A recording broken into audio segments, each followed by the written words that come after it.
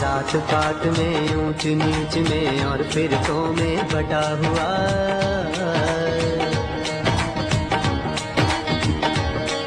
میں ذات پات میں اونچ نیچ میں اور فرقوں میں بٹا ہوا، جو سچائی کو دھندلا دے دل ایسی گرد سے اٹا ہوا، شکوہ نہیں جسم کی مٹی سے پر روح بھی اب بے تاب نہیں، تیرے حکم پہ چلنا ہے طرف